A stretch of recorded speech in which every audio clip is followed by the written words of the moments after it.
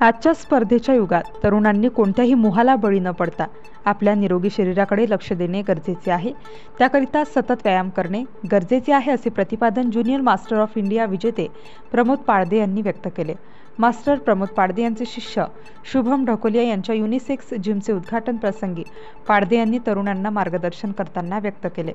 दिनांक 1 ऑगस्ट रोजी राग राजेश्वरी रोड, शनी मंदिर रोड, आढाव बेकरी शेजारी, जेल रोड, नाशिक रोड येथे युनिसेक्स जिमचे उद्घाटन विविध मान्यवरांच्या उपस्थितीत संपन्न झाले।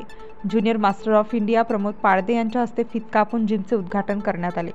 सदर कार्यक्रमास प्रमोद पाळदे सर, शुभम ढकोलिया, ऋषिकेश काळे, मंजित पारचा, मनोज डिंगी, राजू ढकोलिया, करणवीर पारचा, रवी पारचा, बबलू डब्लू, ओमकार पुणेकर आगे मान्यवर उपस्थित होते।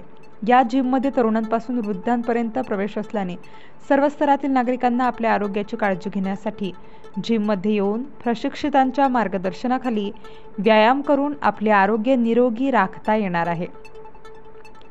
सदर कार्यक्रमास विविध क्षेत्रातील मान्यवरांसह मित्रपरिवार आणि कुटुंबीय मोठ्या संख्येने उपस्थित होते। स्टार माध्यमाच्या याच्यात मी सांगू इच्छितो की आपली 5वी ब्रँच आहे। तरुणांना इतकंच आव्हान आहे माझं की सगळ्यांनी फिटनेसवरती लक्ष द्या, व्यसनात न जाता जास्तीत जास्त व्यायामाकडे जात स्वतःची हेल्थ बनवा।